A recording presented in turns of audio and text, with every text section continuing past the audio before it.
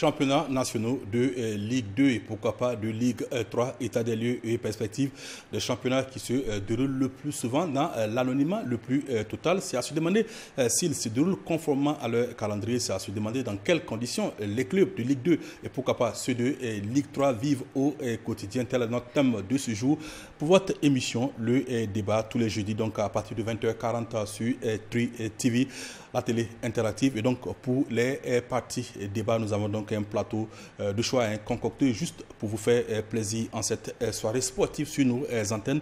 Nous recevons aujourd'hui Charles Doualiou, c'est un visage que vous connaissez déjà, c'est le président du Centre de formation des espoirs du football du Burkina Faso, le CFEB, club de Ligue 2 du Burkina Faso. Charles, bonsoir. Bonsoir William.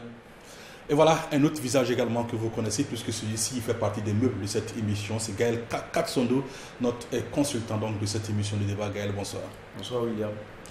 Et le dernier de nos invités, c'est Bernabé Cabré. Il est journaliste donc sportif du côté donc d'Omega. Voilà, Bernabé qui nous rejoint pour la première fois pour cette émission, le débat, certainement motivé par le thème de cette émission. Bernabé, bonsoir. Bonsoir John et bonsoir aux téléspectateurs. Voilà, et merci également à toi, merci donc à tous et à toutes. On débute cette émission avec bien entendu la question des championnats de Ligue 2 et surtout de Ligue 3, puisque c'est deux championnats qui se déroulent concomitamment à celui de Ligue 1, mais qui se déroulent dans l'anonymat le plus total par moment. C'est à se demander si les compétitions à ce niveau se passent exactement comme il faut. État des lieux donc de cette situation en Ligue 2 avec bien entendu Charles Doualiou, il est président donc du CFEB club de Ligue 2. Alors Charles, comment se passe le championnat de Ligue 2? Est-ce qu'il se déroule conformément aux attentes des différents acteurs, surtout des présidents du club et des clubs eux-mêmes? Sur le déroulé, on va dire que ça se passe bien. Le championnat, il se joue normalement. On est pratiquement à la fin, à 3 journées de la fin. Et donc, sur le contenu du déroulement, ça va, il n'y a pas de problème. Après, il y a bien des aspects dont certainement on va en parler sur certainement qu'on va longuement en parler en cette soirée. Alors justement, le championnat de Ligue 2 qui se déroule correctement, comme tu le dis, mais on a comme l'impression que c'est un championnat sous-coté. On ne s'y intéresse pas trop. On a comme l'impression que ceux qui jouent la Ligue 2 par moment, c'est peut-être une équipe qui émerge et les autres qui suivent. Oui, j'ai toujours pensé, je l'ai toujours dit, le championnat de deuxième division, à mon avis, je pense que l'organisation de ce championnat-là n'y est vraiment pas, parce que je crois qu'il devait se dérouler autrement, parce qu'il y a beaucoup de petits détails qui font qu'on va dire que c'est sous-coté, comme vous l'avez dit, mais ce n'est pas seulement le championnat de Ligue 2, même en première division, il y a beaucoup de problèmes. Et je crois que nous ferons mieux aujourd'hui d'aller vers des ateliers de réflexion pour mieux organiser notre championnat, pour que ça puisse profiter tant aux acteurs qu'aux téléspectateurs et à tous ceux qui s'y intéressent. Ah, bien sûr, parce que les spectateurs et les téléspectateurs, et surtout. Alors, Gaël, voici donc un championnat. Dans certains pays, on se dit que c'est l'antichambre de l'élite.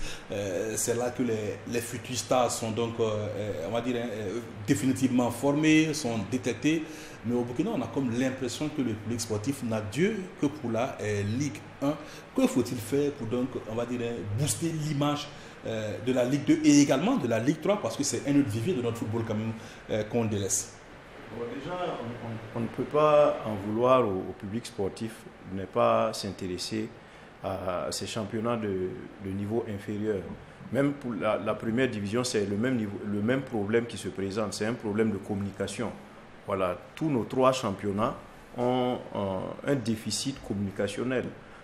Même en première division, on a eu à relever, par exemple, le fait que le Classico ne bénéficie pas de toute la lumière, voilà, qu'il lui faut.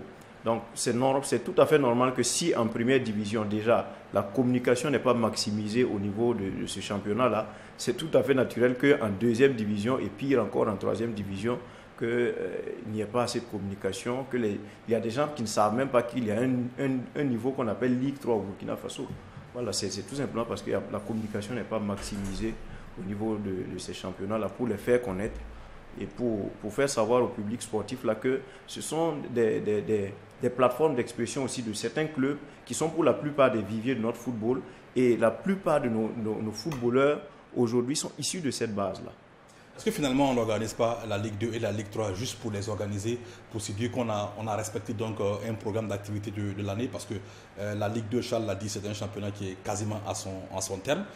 On n'en parle pas, on ne parle pas donc de la montée, on n'a pas parlé des défis qu'il y avait dans ce championnat, que ce soit au niveau de la poule A, celle qui regroupe les équipes du centre, ou de la poule B, celle qui regroupe les équipes de l'Ouest. C'est valable aussi pour la Ligue 3 qui, semble-t-il, débute sa phase nationale ce week-end. On n'en parle pas. Barnabé Cabré, est-ce qu'on ne les organise pas pour les tenir? Oui, John, pour le cas du championnat de 3e division, il faut dire qu'il y a un sérieux problème. Les autres invités l'ont dit, en première division, il y a un déficit communicationnel, même si cette année la Ligue de football professionnel essaie de faire de son mieux. En 2e division, c'est très attrayant. On a de la bonne graine, c'est l'antichambre de l'élite. Si dans le groupe A, tout est déjà joué avec la montée de COSAF, dans l'autre groupe, il y a 3 points entre le leader et son poursuivant immédiat. 3 journées de la fin, ça doit susciter en tout cas des regards. En 3e division, c'est complètement difficile, très difficile. La finale de la région du Centre qui s'est disputée le week-end écoulé, lundi plus tôt au stade Issoufou Joseph Konombo, An Asaf et Omega FC, ce qui est passé inaperçu. Alors que c'est quand même la finale, une finale qui oppose les 2 meilleurs clubs de 3e division de la Ligue du Centre. C'est quand même un match très important. Et on a l'impression aussi que la Ligue de football attendait cette finale pour pouvoir débuter le championnat national de 3e division, puisque tous les autres qualifiés dans les 12 autres régions étaient déjà connus. On attendait que le vainqueur de la région du Centre, il y avait quelques soucis. Omega FC avait déjà décroché son ticket. Il attendait juste le finaliste, mais il y a eu des problèmes de communication. Et l'autre aspect aussi difficile, en tout cas, d'arriver en finale, de perdre en finale, alors qu'au départ, on avait une 60aine d'équipes et ne pas pouvoir participer, en tout cas, à la phase nationale du championnat. Moi, je pense qu'à ce niveau, il faudrait revoir pour donner quand même un peu de chance, au lieu de partir, en tout cas, d'une équipe par région.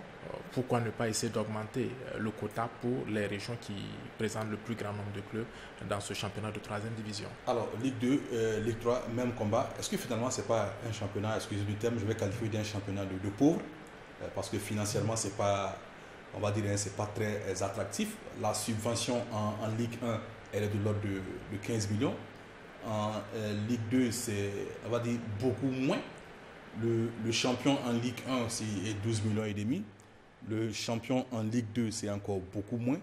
Est-ce que quelque part, ce n'est pas le manque d'attrait financier qui plombe le championnat de Ligue 2, Charles? Alors, il y a beaucoup de problèmes. Il y a énormément de problèmes dans notre football. Que ce soit en Ligue 2, en Ligue 3 ou en Ligue 1, il y a le problème financier. C'est le fondement qui brise les choses en réalité. Oui. Parce que, en vrai, on a entendu beaucoup de personnes qui nous ont dit qu'il ne faudra pas créer vos clubs pour compter sur la subvention. Voilà, sur la subvention dont il est question. Effectivement, la subvention de 5 millions en 2e division, et donc avec l'assurance qui est coupée, vous retrouvez 4 300 000, 4 200 000 par là, je ne fais pas trop attention. Et il y a la bourse qui est de 10 millions, et avec ce qu'ils prennent pour les petites catégories, selon eux, hein, bien sûr, est à 7 500 000. Oui. Donc, on se retrouve quelque part avec un budget de 11 millions qui avoisine quelque part 12 millions par an pour gérer une année sportive. Donc, maintenant, déjà, l'État fait ce qu'il peut. Voilà. Mais je crois que ce sont les acteurs, c'est nous-mêmes qui refusons de réfléchir, de trouver des solutions qui vont nous amener à aller en avant avec notre football. Et quand on va rester dans ça, ça va continuer et on ne fera que régresser. Là, on a beau communiquer parce qu'on pense que c'est un problème de communication, ce qui fait que les gens ne se déplacent pas pour regarder les matchs dans les stades et tout ça. On pense que dans le fond, c'est ça.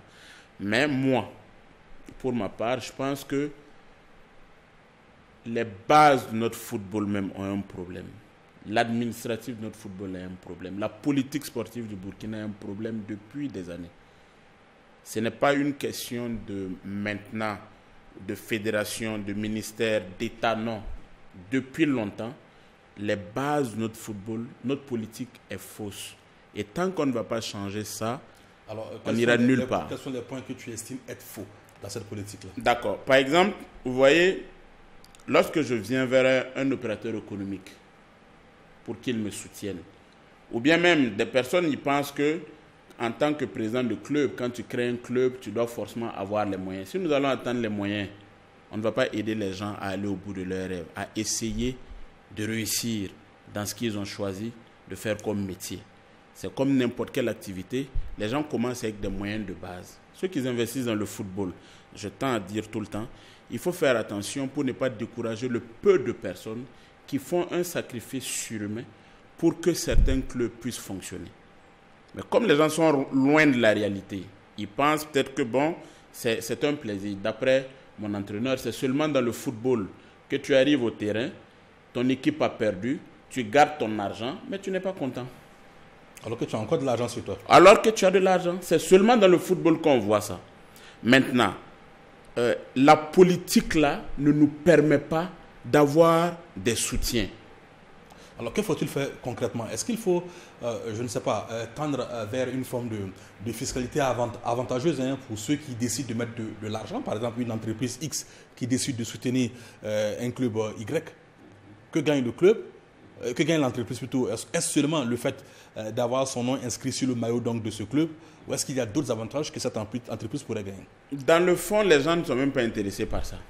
Si l'entreprise ne gagne rien sur sa fiscalité, si parrainer un club, lui donner un apport financier, ne lui donne absolument rien, ça ne va pas marcher. Quand vous prenez un club de deuxième division, quand vous voulez aller normalement au bout de la saison, vous avez au minimum entre 25 et 30 millions. Ça, c'est le strict minimum. Le minimum. Alors que la subvention que vous percevez de façon claire, c'est aussi autour de 12 millions. Quand on va parler de la subvention, ils viendront nous dire qu'il ne faut pas créer vos clubs pour compter sur la subvention. Donc, on va même pas parler de la subvention. Vous avez besoin de entre 25 et 30 millions. Quand vous décidez de jouer le titre ou bien que vous décidez d'apporter un changement à votre club, vous partez de 40 et 50 millions. Pour une personne qui fait ça pendant 5 ans, surtout avec 250 millions dépensés, pour gagner quoi? Ou combien? Rien du tout. Non, quoi? Rien du tout. Mais j'ai l'impression que les gens, ils pensent que les présidents de clubs ou ceux qui ont créé les centres de formation gagnent quelque chose. Si vous voulez... Mais quand vous arrivez après à placer un joueur, vous gagnez forcément quelque chose. Justement. Et l'effort qu'il faut faire pour arriver jusque-là fait que administrativement, sur beaucoup de points, nous ne pouvons pas aller quelque part avec nos joueurs. Nous prenons d'abord le championnat de deuxième division. Il y a 12 clubs en deuxième division. À la fin de l'année, vous vous retrouvez 12 avec... clubs par poule, parce qu'il y a 2 poules. Ça fait Oui, 24. 12 clubs par poule, oui, puisque je ne peux pas compter les poules, les matchs de l'autre poule. Ce que je vais expliquer ici, c'est que vous prenez un jeune qui a 16 ans, 17 ans, que vous amenez en équipe première pour jouer en Ligue 2. Vous avez 22 journées. Entre les blessures, les subventions, la méforme, il se retrouve avec 12 ou 13 journées à la fin du championnat. Il commence le championnat en octobre. Il finit en avril. Il s'assoit mai, juin, juillet, août, septembre, octobre pour repartir en championnat. 6 mois pour un joueur de football qui est au repos. Ça, c'est un.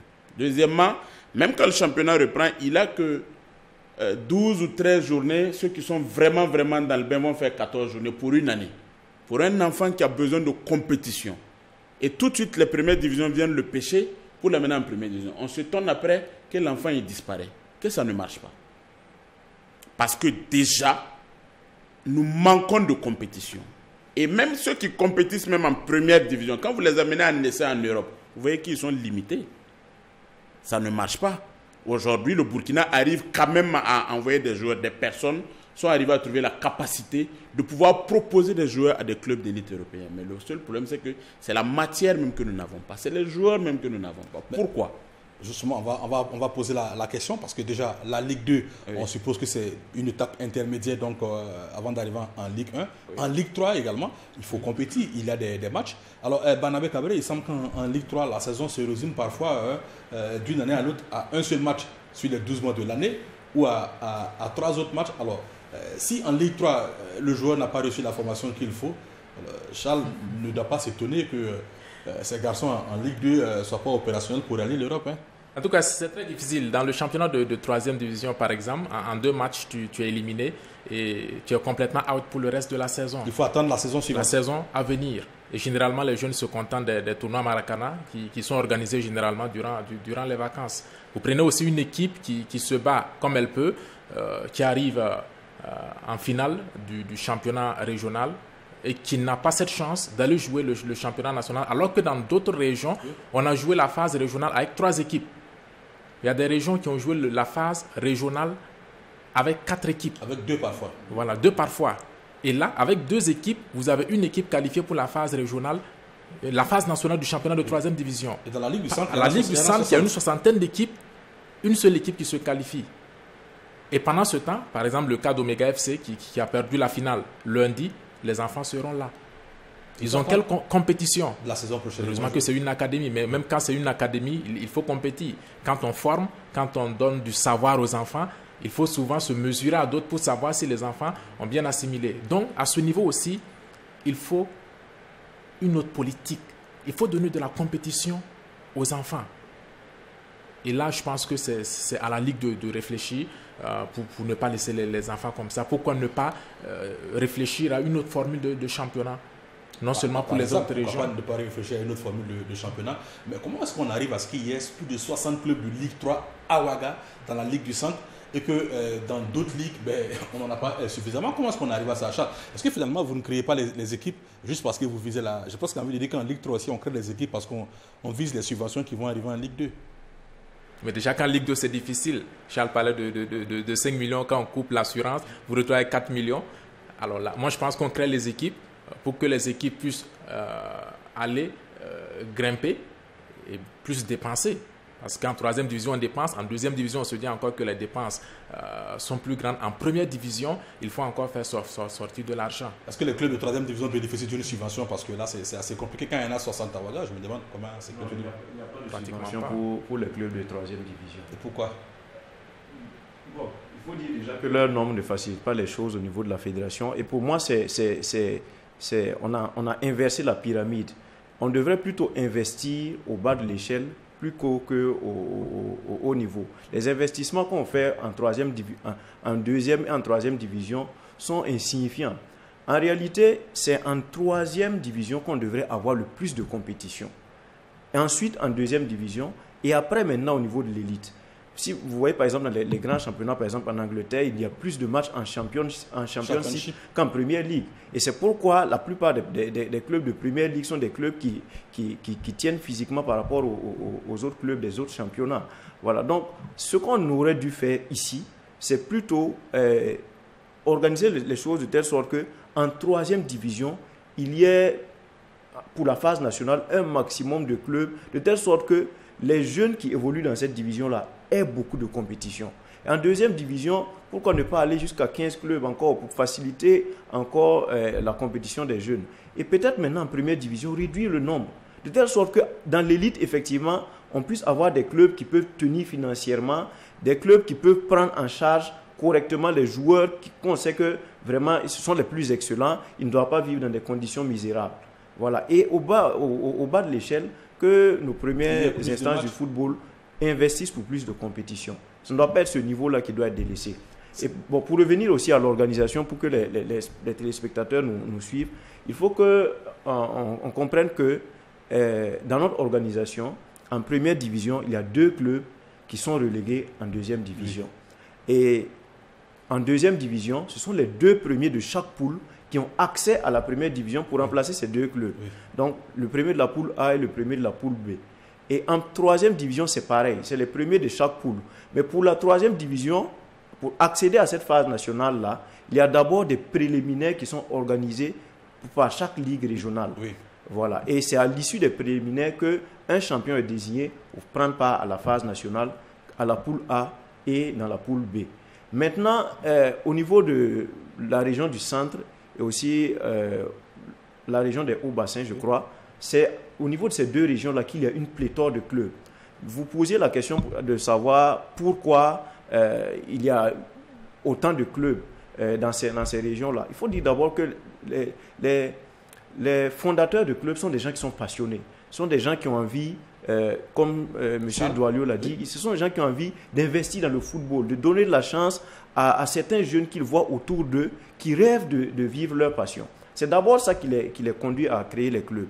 Et ensuite, que ce soit dans la zone de Ouaga ou dans la zone de Bobo, ce qui explique qu'il y a un maximum de clubs dans ces régions-là, c'est dû aussi à la réalité sociopolitique de notre pays. Les gens se plaignent souvent, ils disent que pourquoi il y a beaucoup de clubs à Ouaga, pourquoi il y a beaucoup de clubs à Bobo, personne ne va créer des clubs. Mais même au niveau de notre fonction publique, rares sont les fonctionnaires qui veulent aller vivre à Dori. Là, rares sont les fonctionnaires qui veulent aller vivre à Dédougou. Mais il y en a qui s'y plaisent très bien. Il y en a. Voilà pourquoi j'ai dit qu'ils sont rares. Le seul endroit où je ne souhaiterais pas que quelqu'un se fasse affecter, c'est Banfoura. Sinon, autrement, il n'y a pas de souci pour le reste. Or que nous savons que les footballeurs sont des bons viveurs. Les footballeurs sont des gens qui ont envie d'être dans certaines bonnes conditions. Mais pourquoi vous voulez qu'un footballeur veut aller vivre dans des conditions où même un fonctionnaire n'a pas envie d'aller vivre? C'est ce qui explique qu'à Ouaga et à Bobo, il y a beaucoup de clubs qui sont créés. C'est dans ces villes-là qu'il y a plus d'infrastructures, c'est dans ces villes-là qu'il y a plus de commodités pour permettre aux gens de vivre. C'est ce qui fait qu'on se retrouve avec cette masse de clubs-là. Et on ne peut pas en vouloir à ceux qui créent les clubs et qui les affilient dans ces régions. Voilà, c'est dû aussi à la réalité sociopolitique du pays. Justement, on se plaint de la Ligue 2, on se plaint de la Ligue 3. Charles, lors des différentes assemblées générales, donc Assemblée générale de la Fédération burkinabé de football, on a comme l'impression que le débat réel sur la vie de ces clubs de Ligue 2 et de Ligue 3 ne se pose jamais. On applaudit sitôt le bilan moral et financier établi par le président de la Fédération, donc effectué. On applaudit et puis on continue. On a comme l'impression que vous ne posez pas réellement vos problèmes à l'Assemblée générale. D'accord. Déjà, je vais rebondir un peu sur ce qu'il a dit. Oui. Je suis d'accord que le progrès n'est pas de donner effectivement à ceux qui en ont beaucoup, mais de donner à ceux qui en ont peu. Oui. C'est ça le progrès. Ensuite, il a aussi dit qu'il fallait qu'on augmente le nombre des clubs de Ligue 2, arriver à 15 pour faire plus de compétition. Non, mais je pense qu'il faut que nous arrivions à la poule unique. Je pense qu'il faut que nous arrivions à la poule unique définitivement, parce qu'en ce moment, même si nous avons 20 clubs, comme dans beaucoup de pays, les enfants auront 38 journées à faire. Ça leur apportera de la compétition, ça leur permettra de se déplacer, d'aller regarder l'esprit donc que le corps en compétition, c'est important pour quelqu'un qui aspire à une vie professionnelle. Maintenant, pour revenir à la question quand nous participons aux assemblées, il y a un moment, effectivement, pour se taire et il y a un moment pour parler. Mais on a comme l'impression que chez vous, ça fait un seul moment. Non, non. J'en viens. Parce que lorsque les gens voient leurs erreurs, qu'ils les répètent, il est plus facile d'aller leur dire que vous avez répété ces erreurs-là pendant 2-3 ans et nous n'en voulons plus. Quand vous partez au départ, on vous dit que nous allons vers la correction, ça va venir. Maintenant, lorsque vous partez au bout d'un mandat, vous êtes capable de regarder, d'être honnête envers vous-même et de vous dire, voici ce que nous attendons, voici ce qui n'est pas arrivé. Voici ce que nous n'avons pas. Alors, il est facile souvent de rejeter la faute sur les autres. Et moi, je pense que c'est nous-mêmes, présidents de club, en réalité, parce que nous avons un fond hypocrite et la réalité se paye cash. Entre vous, vous vous exprimez, mais en AG, vous parlez peu. Pour ne pas dire que vous ne parlez même pas. Non, non. Ceux qui ne parlent pas, il n'y a pas quelqu'un qui pourra dire ici que moi, je n'ai pas parlé des problèmes que nous rencontrons en Ligue 2 en Assemblée. Il n'y a pas une seule personne qui peut le dire. Dans tous les cas, comme j'ai dit, quand on a... Souvent même, on veut éviter de te donner la parole parce que ce que tu veux leur dire là, ça ne leur plaît pas. Mais bon, je pense qu'on sait... C'est que moi-même, j'ai dit ce n'est pas suffisant. Et c'est pleinement de ma faute aussi si notre football aussi est en retard. Ça fait quand même 10 ans que j'ai une équipe de football. Je pense que j'ai quelque chose à dire aujourd'hui et je vais le faire pleinement. Parce que les gens, ils pensent que tout le temps, la question est politique. La question, c'est tout ce qu'il y a derrière les intérêts de la fédération. Voilà, ça ne m'intéresse point aujourd'hui, en tout cas, pas pour le moment, pas pour les mandats à venir, ça ne m'intéresse pas du tout. Mais à un moment donné, il faut qu'on pense aussi aux enfants des gens qui se lèvent le matin parce que nous leur avons donné un semblant d'espoir, leur donner une raison de se battre pour pouvoir atteindre leur objectif. Et nous leur disons ça tous les jours, il faut vous battre. Mais au bout d'un moment, quand les enfants ils se battent et qu'ils ne voient même pas un seul exemple qui sort du lot, il y a un problème. Ben, un garçon comme Dango Ouattara n'a jamais disputé la Ligue 2. C'est de la Ligue 3 qu'il est parti en Ligue 1 et seulement pour quelques matchs. Donc, il y a quand même quelqu'un qui sort, il ne laisse pas toujours. Oui, d'accord. Il faut me compter 2, 3, 4, 5 Dango Ouattara, on va voir. Ben, je pourrais te citer facilement des garçons comme Nino Jouffra. Non, du tout. Nino Jouffra, aujourd'hui, il est à Lille. Oui. Il est à quel niveau de Lille? Mais il est à Lille. Non, je suis d'accord. Edmond Tapsoba a joué la Champions League la saison dernière. Je suis parfaitement d'accord. C'est pour dire que ces exceptions-là ne vont pas nous faire évoluer. C'est très bien. Je suis content pour eux parce que la bataille personnelle qu'ils ont menée pour atteindre leur objectif compte beaucoup. Maintenant, il ne faut pas que ça soit limité à eux seuls. Parce que quand je dis que le problème, ce n'est pas les exploits individuels que nous arrivons à faire. Il faut pouvoir donner la chance à tout le monde. Il faut que notre politique sportive puisse nous permettre d'aller de l'avant. Et quand je parle de politique sportive, quand on parle de football même, nous pouvons mettre tout ça même de côté. Un joueur qui réussit, quelqu'un qui réussit pour sa famille, c'est lorsqu'il arrive à trouver un club professionnel ailleurs. Pendant que ceux qui en font un métier ici, là, qui ne peuvent plus aller quelque part, parce qu'au bout d'un certain moment, ton âge, tu ne peux plus, quel que soit le talent que tu exprimes, les Européens diront toujours que, bon, voilà, ça n'y est pas. Qu'est-ce que nous faisons pour que notre football même puisse nourrir son homme? Il y a cette question. Oui. Il y a cette question. Qu'est-ce que nous faisons pour ça? Maintenant, même sur le plan international, moi, je suis sidéré de voir qu'un ministre des Sports donne un ordre de mission après une communication orale en conseil des ministres, ça veut dire devant le président et le premier ministre. L'ordre de mission sert à prendre une note verbale au secrétaire général et une note au ministère des Affaires étrangères, qui est contresigné au secrétariat général du gouvernement. Oui. Et un consul va se permettre de s'asseoir dans son bureau et de refuser un visa. Il y a un problème. C'est au Burkina qu'on voit ça. Est-ce parce que nous sommes donc, on va dire, assez faibles sur le plan de la diplomatie sportive? C'est ce que je suis en train de dire. C'est ce que j'ai dit depuis le début. Le problème ne se résume pas uniquement à ce que nous voyons sur les terrains d'entraînement et les championnats. Il y a un gros problème. Même la question de l'image. Quel est notre premier problème sur le plan international pour placer nos joueurs? Quand le journaliste lui-même te dit « Oh là là, nous avons raté le but », vous avez raté le but et vous voulez que l'attaquant fasse comment? Les journalistes donc sont responsables? Non, tout le monde a sa part à faire. Oh, mais dans ce cas, il faudra plutôt parler donc de la part des dirigeants, des acteurs directs et non des journalistes. Ce que je suis en train de dire là, c'est que nous coiffons généralement le problème. Nous ne partons pas à la racine de notre problème véritable. Pour qu'un enfant puisse, par exemple, atteindre un niveau professionnel, pour qu'il y ait des retombées pour le club, pour que vous cessiez de nous dire qu'il ne faut pas créer vos clubs pour compter sur les subventions de l'État et de la fédération, pour que vous arriviez à arrêter de dire ça. Oui. Il faut que nous ayons une politique qui nous permette déjà d'aller vendre notre produit ailleurs. Pour faire ça, il faut que on puisse présenter le joueur au directeur sportif, aux entraîneurs, pour qu'ils puissent valider. En attendant, quand nous partons jouer sur la terre battue et que la poussière même cache l'action de but et qu'après ce but-là, vous vous dites que vous avez raté le but. Parce qu'il y avait de la poussière. Voilà. Et donc, est-ce qu'on pourra aller dire, le gars, il a marqué un super but, mais monsieur le directeur sportif, il y avait de la poussière? Non. Il faut qu'on arrive à cesser ça. En première division, on joue encore sur terrain nu à Koudougou. Pourquoi c'est possible? À 100 km de Ouagadougou? Non. Et en Ligue 2, vous jouez sur des terrains gazonnés? En Ligue 2, on joue toujours même sur des terrains nus. Ça veut dire que si en Ligue 1, on joue sur terrain nu, ce n'est pas en Ligue 2 qu'on ne doit pas jouer sur terrain nu. Je dis que le problème est fondamental. Il y a beaucoup de choses qu'il faut revoir. Quand j'ai un joueur ivoirien et un joueur burkinabé, quand je veux dire à un directeur sportif en Allemagne, en Belgique, voit le joueur, je lui dis, il a match sur Canal Plus à telle heure-là.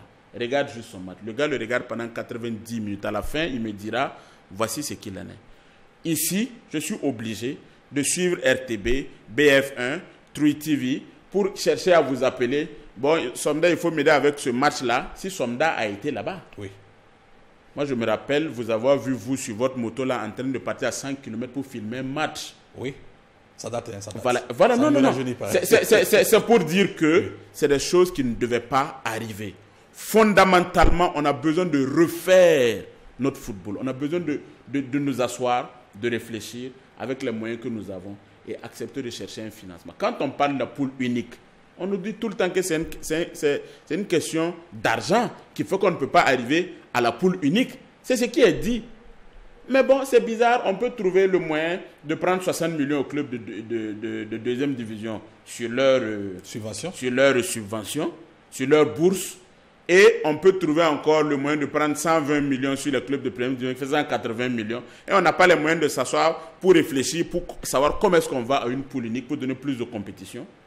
Comment est-ce qu'on fait pour que l'image de notre football-là puisse servir aux premiers acteurs? On n'a pas le temps, on ne réfléchit pas sur ça. Et après, même pour nous donner des explications sur ce qu'on coupe sur l'argent, le peu que l'État arrive à donner là. Oui. C'est un problème. Oui, ça c'est vrai que c'est un problème qu'on va discuter.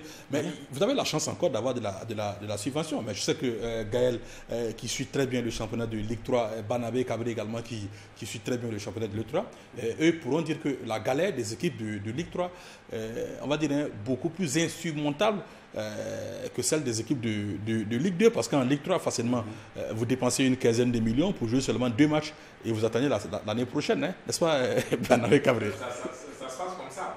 Voilà, ça se passe comme ça, des millions pour disputer le championnat national. Au bout de quelques matchs, vous êtes éliminé et vous devrez attendre la saison à venir. D'autres trouvent comme alternative de s'inscrire à la Coupe de la Fédération burkinabé de football. On ne s'y inscrit pas. Il faut savoir que la Coupe du président de la Fédération, Charles connaît très bien cette compétition. C'est l'équipe qui finit deuxième donc, de son championnat de 3e division qui est systématiquement qualifiée pour la Coupe du président de la Fédération. Les équipes qui ne prennent pas part à la phase nationale du championnat. C'est le cas d'ailleurs pour Omega et pour d'autres équipes dans c'est une compétition que Charles connaît très bien. Du Burkina Faso. Donc c'est la seule alternative pour ces équipes. Et pour les autres équipes qui n'ont pas pu se hisser en finale ou terminer championne, là, ça devient difficile. Alors, donc là, je trouve qu'on peut trouver d'autres alternatives. Peut-être pour le championnat de 3e division, pourquoi ne pas faire de la région du San et de la région des Hauts-Bassins, des régions à statut particulier, par exemple. Oui. Où chaque région va choisir peut-être une équipe. Mais avec plus de matchs. Plus de matchs. C'est le cas. Par exemple, il y a eu 4 poules de 4 équipes.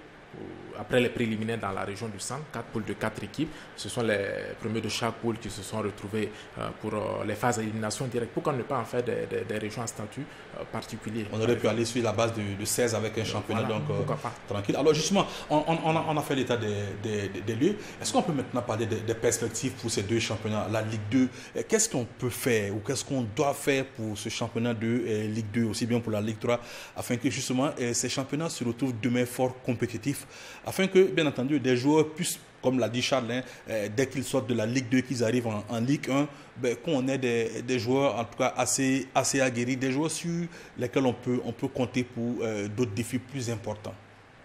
Je pense que la première piste a déjà été abordée par Barnabé. Voilà, et moi aussi j'ai eu à faire cas de ça. La première chose à faire, c'est donner plus de compétition à ces divisions inférieures. Il faut qu'on remette la pyramide en place, à la bonne place. Qu'il y ait plus de matchs en 3e division, plus de matchs en 2e division. Et en 3e division, pour la région du centre et pour la zone de Bobo, il faudrait effectivement qu'on voit le cas de ces régions, leur accorder peut-être un statut particulier. Pourquoi ne même pas créer encore une sous-division à ce niveau, une 4e division ou bien une division d'honneur? C'est faisable. L'essentiel que les clubs déjà que vous en avez 3, vous n'arrivez pas à trouver les moyens pour les financer. Si vous en arrivez à 4, mais justement, si on décide de remettre la pyramide à sa bonne place, c'est à ce niveau-là, c'est dans ce niveau inférieur de notre football qu'il y aura plus de moyens qui seront injectés. Donc, plus de moyens injectés donne la possibilité d'organiser plus de matchs. Voilà, les moyens, c'est surtout pour l'organisation des matchs. La prise en charge des déplacements, il faut que les gens le sachent. Chaque déplacement, même pour la Ligue 3, à partir de la phase nationale, les déplacements sont pris en charge par la fédération. Comme en Ligue 2, justement, vos déplacements sont pris en charge. En Ligue 2, en première division, c'est pareil. Voilà, donc c'est surtout cet aspect financier-là qui bloque un peu les choses. Voilà, et puis tout ce qui tourne autour de l'organisation pratique des matchs avec les commissaires, la prise en charge des arbitres et la sécurité. C'est toute cette organisation-là qui pèse un peu sur le plan financier.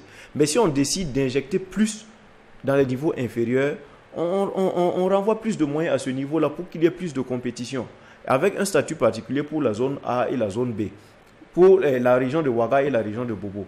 Voilà, ça c'est la première des choses à faire, qu'il y ait plus de compétition. Et la deuxième des choses à faire, une fois qu'il y a plus de compétition, qu'on on maximise sur la communication.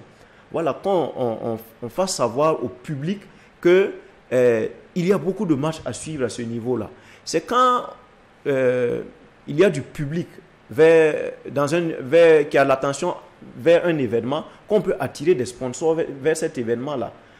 Que ce soit les différentes ligues, la ligue amateur, la ligue professionnelle ou même la fédération, la meilleure des choses à faire, c'est de maximiser sur la communication de ces compétitions que ces ligues organisent. Si on maximise sur la communication et qu'il y a un public qui s'intéresse à ces événements-là, forcément, il y aura des annonceurs qui viendront parce qu'il y a du public. Il y a du public qui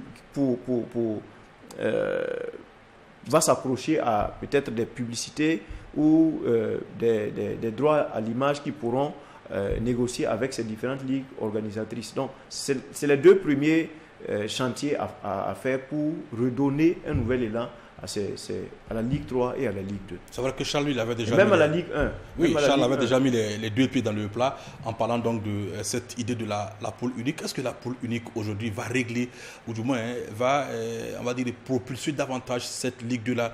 Est-ce que ça peut aider à avoir de meilleures perspectives à l'avenir, cette poule unique, quand on sait que ça pourrait également créer des problèmes? Parce que si vous avez la poule unique donc avec 16 équipes par exemple, en sachant que vous en avez 12 par poule, il y en a 8 qui seront donc relégués en Ligue 3, forcément les 4 dernières donc, de chaque poule. Est-ce que ça peut être la solution? D'accord. Et 4 qui seront relégués, je pense qu'on ne doit pas être là pour faire de la complaisance. Ce n'est pas une question de camaraderie. Oui. C'est une question de perfection. Il faut que nous arrivions à l'excellence. Il faut qu'on arrête de dire si on fait ci, ça va. Non. À un moment, il faut amener les gens à une compétition réelle pour que ceux qui ont le niveau puissent rester, ceux qui n'en ont pas puissent se battre davantage pour pouvoir arriver à atteindre leur fort potentiel. Ça va amener tout le monde à travailler réellement. Pourquoi il faut effectivement que nous arrivions à là? Quand vous prenez le championnat de deuxième division, quand le premier est lancé, quand le dernier est connu, le milieu du tableau devient quoi? On va dire tout simplement, en bon français, ça chauffe. D'accord, bien. Parce que au jour d'aujourd'hui, si le deuxième, dans une poule unique, ça se jouait toujours pour la deuxième place. Oui. Et jusqu'au 5e ou au 7e, il y avait toujours cette possibilité-là d'être deuxième. Donc, par exemple, dans la poule A actuellement, le dernier est connu pour l'instant. Et donc, ça se bat pour les 4 ou les 5 avant-derniers. Ceux qui sont déjà montés veulent 1 point, 2 points pour se consacrer. Après, ça devient de l'amusement. Ça ne marche pas parce que ça ne peut pas... L'esprit en compétition des enfants ne peut pas continuer. Parce qu'une fois que c'est fini, ça, on s'arrête à là. Maintenant, moi, je crois que il faut qu'on arrive à trouver des financements pour notre football. Mais ce que les gens ne comprennent pas, lorsque je vais vers je trouve une société, je trouve un opérateur économique et que je lui demande de me soutenir, quand il te demande ton budget annuel fait combien, tu dis 40 millions ou 45 millions. Il dit ah ok. Maintenant, si moi je dois te donner même 20 millions, c'est pour gagner quoi? Je lui dis rien. Parce qu'il n'y a rien à gagner. Soit. Il dit rien, soit. Ok, d'accord. Bon, peut-être comme tu es un petit frère ou bien quelqu'un que j'admire un peu, d'accord, je vais te donner 20 millions, 25 millions. Mais toi-même là, quand tu finis champion, tu atteins l'objectif, tu vas gagner quoi? Je lui dis non, je vais investir 45 millions, mais quand je suis champion, mon prix sera 2 500 000. Oui. À la limite, le gars, il a envie de te gifler. Mais tu réfléchis comment? Tu as de l'argent à gaspiller certainement. C'est parce que tu as l'argent à gaspiller que tu es en train d'investir dans le foot. Parce qu'il préférait que tu viennes lui parler d'une boutique ou d'un projet, donc, un marché. L'une des perspectives serait par exemple d'augmenter donc, les revenus à l'issue de la saison. Pas augmenter, trouver la bonne politique pour qu'on puisse financer notre football correctement. Et ceux qui doivent apporter de l'argent puissent avoir quelque chose en retour. Sinon, ils ne vont jamais mettre leur argent. Sinon, il y a beaucoup. Moi, mon équipe, la base, c'est Tampuy. Vous connaissez, on a combien de milliardaires à Tampuy? Mais personne n'a jamais venu nous demander comment est-ce qu'on boit de l'eau ou bien comment est-ce que les enfants portent des chaussures. Ces fameux milliardaires de Tampuy. Et encore, faut-il qu'il y ait des milliardaires à Tampuy. William Somda, il y a des gens qui ont vraiment les moyens, mais qui estiment même que ceux même qui partent jouer au football, c'est parce qu'ils ne veulent pas travailler. C'est aujourd'hui, quand Bertrand a explosé, quand est arrivé Pitropa, les Charles Kaboré avant Bertrand Traoré, mais je vais dire que c'est Bertrand, Edmond, c'est eux aujourd'hui qui font que beaucoup de personnes amènent leurs enfants vers le football. Quand on a dit que Bertrand Traoré il a signé à 5 millions de livres sterling, quand le papa il s'assoit et tape sa calculatrice, ça fait 5 milliards de francs CFA, mais il estime que sa vie serait vraiment gagnée avec toute sa famille, tout le monde serait à la mais pour un milliardaire de Tampuy, il n'a pas besoin de ça. Ah, d'accord. C'est ce que je suis en train de dire, William. On va bien se comprendre là-dessus. Nous-mêmes qui formons les enfants, à un moment, on ne connaît pas leurs parents. On ne les connaît pas. Oui. Aucun parent ne vient nous dire, mon enfant, il est chez toi là. Comment tu te débrouilles avec lui? Comment tu lui donnes les paires de chaussures? Comment tu lui donnes les meilleurs d'entraînement? Personne ne veut savoir. Et je peux te citer beaucoup de joueurs. C'est le jour où l'enfant doit monter dans l'avion, oui, que tu sais qu'il a 40 oncles, 56 tantes, 30 grands-pères. Tout le monde s'affiche. Oui, tout le monde vient en ce moment.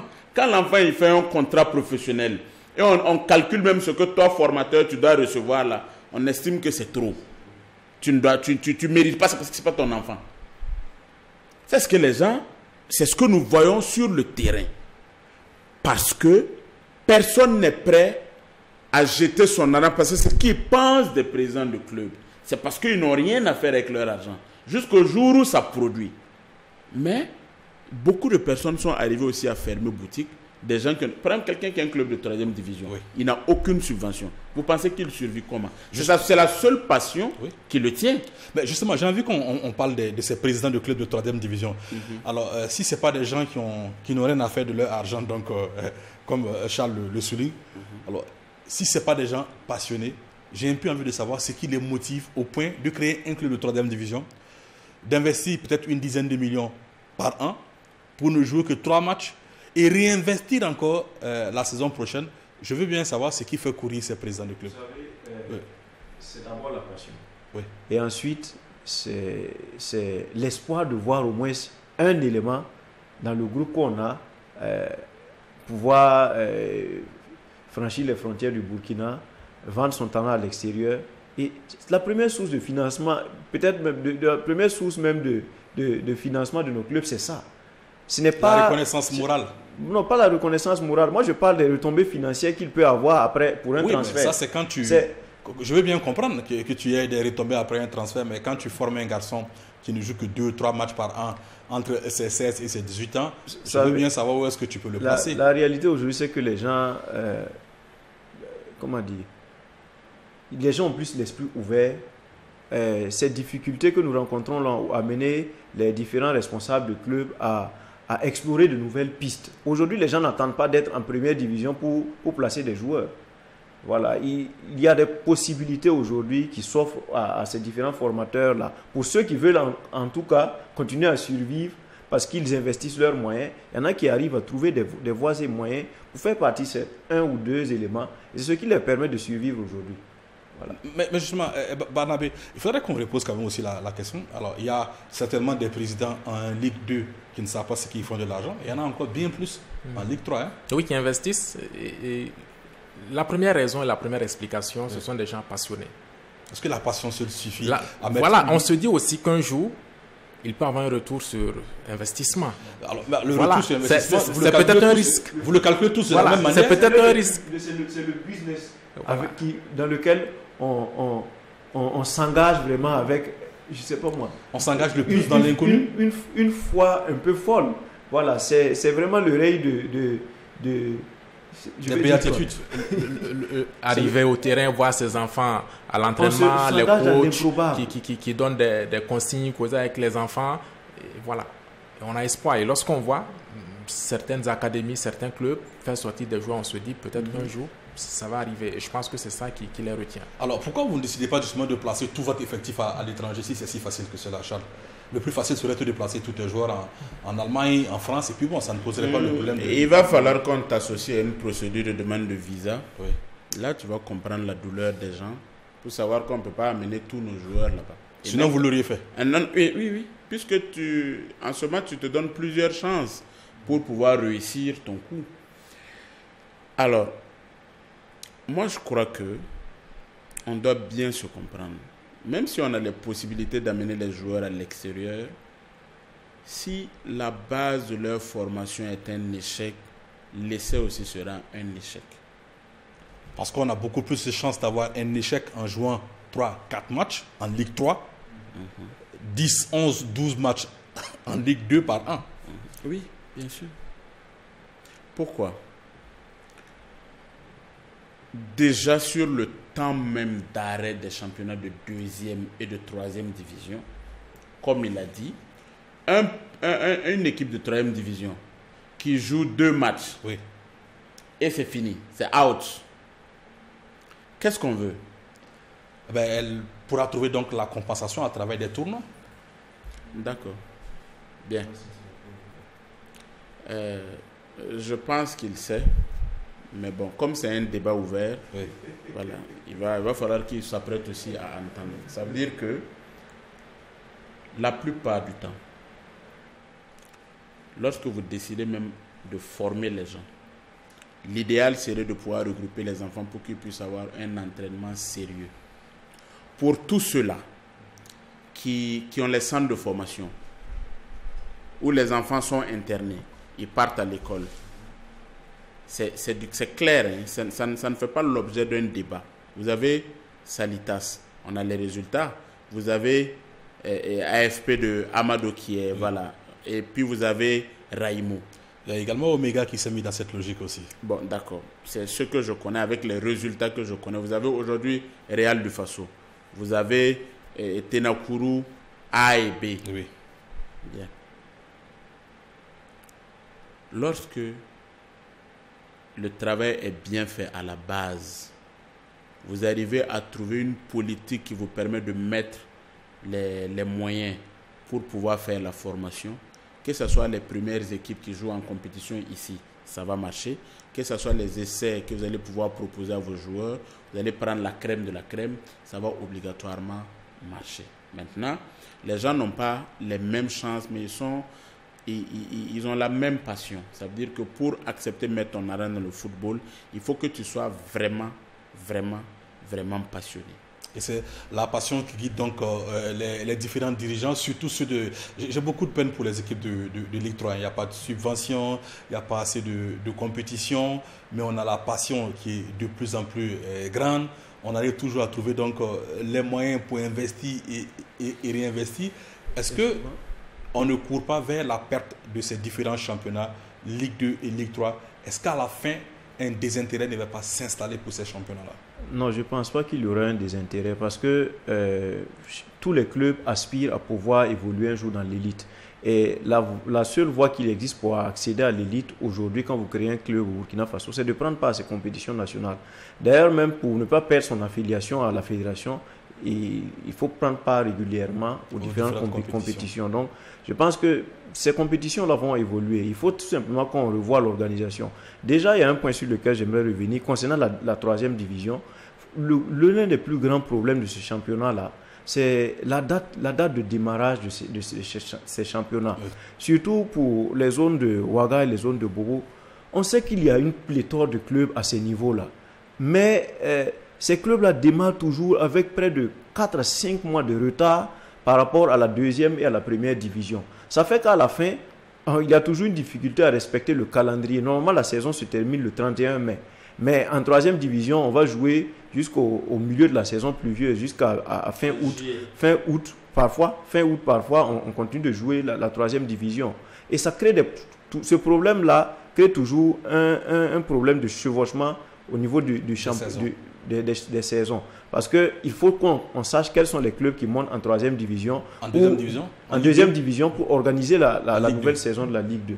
Donc, il faudrait que en termes de perspective, quand on revoit le calendrier de démarrage de la Ligue 3, que dans toutes les ligues régionales, on puisse démarrer ce championnat à temps et que dès que les champions sont désignés, qu'on puisse entamer la phase nationale, que ces clubs-là, si justement on renvoie la pyramide dans le bon sens et qu'il y a beaucoup de compétitions, que ces clubs-là puissent compétir en sachant qu'eux aussi ils prennent part au bon déroulement du football au Burkina Faso. Que ce ne soit pas au moment où tout le monde se repose, que ce championnat-là commence et que il y ait une sensation de désintérêt vis-à-vis de ces clubs-là. Et pour répondre aussi sur ce que M. Doualiot disait tout de suite, quand il parlait de trouver des moyens à injecter dans notre football, on revient ici à la question de la communication. Il faut que la Ligue de football amateur, la Ligue de football professionnel, de concert avec la fédération, maximise sur la communication de ces compétitions qu'elles organisent. Le produit que notre fédération a à vendre, c'est le championnat de première division, c'est le championnat de deuxième division, c'est le championnat de troisième division. Ce sont des produits qu'ils ont à vendre. Et ils doivent vendre ces produits-là en faisant miroiter aux annonceurs, aux sponsors, qu'il y a de la visibilité, qu'il y a à chaque match, par exemple, à Ouara, on a réussi à miser sur la communication. Vous pouvez avoir au moins 5000 personnes qui, sur un match ou sur deux matchs qui suivent, qui suivent l'événement, et il y a peut-être des banderoles autour des stades. C'est triste aujourd'hui de voir que notre championnat se joue sans qu'il n'y ait même des banderoles publicitaires. Comment on peut attirer des sponsors si on ne peut pas leur présenter de la visibilité? Ça, c'est un véritable problème. Et pourtant, l'argent qu'on veut injecter dans ces clubs-là doit venir de ces sponsors. Et ces sponsors ont besoin de visibilité. Si on arrive à les attirer au niveau des structures organisatrices, il y aura de l'argent qu'on pourra investir et réinjecter dans l'organisation des compétitions pour qu'elles soient encore plus attractives. Il y aura de l'argent qu'on pourra investir pour les prix. Voilà. Aujourd'hui, on ne peut pas donner plus de 2 500 000 en Ligue 2 parce qu'il n'y a presque pas d'annonceurs. Il n'y a rien. Il n'y a rien. Mais s'il y a un annonceur qui donne 500 millions, je ne vois pas pourquoi la fédération ne pourrait pas donner 100 millions aux champions de Ligue 2. Pourquoi pas 100 millions aux champions de Ligue 2 en espérant que le champion de Ligue 1 ne rafle pas la totalité de cette cagnotte, puisque c'est ce qui se passe d'habitude. Du côté de la région, on me fait savoir que les 52 minutes qui nous étaient accordées sont terminées. Je vois Barnabé qui a encore quelque chose à dire. Charles qui a encore beaucoup de choses à dire. On va considérer que cette émission, c'est la première période du débat consacré à ces championnats de Ligue 2 et de Ligue 3. On va reprogrammer la seconde période avec peut-être encore plus de temps pour chacun de vous. Malheureusement, c'est donc fini pour aujourd'hui. Merci à toi, Charles. Merci pour toutes ces informations ô combien précieuses que nous avons donc recueillies ce soir. Barnabé Cabré, que tu dis de plus encore un grand merci. Merci pour toute ta disponibilité. Alors Gaël, toi tu fais partie des LUM. Ton merci, on va le remettre à la prochaine fois. Merci également à Joël Anzi, Sidney Elou et à toute son équipe de réalisation. Merci à vous qui nous avez fait le plaisir de nous suivre ce soir. On se retrouve demain vendredi pour votre deuxième session de l'émission Sport 3. Mais avant ce rendez-vous, restez fidèles au programme de Watt FM et Tri TV, filiale du groupe Tam Tam Presse.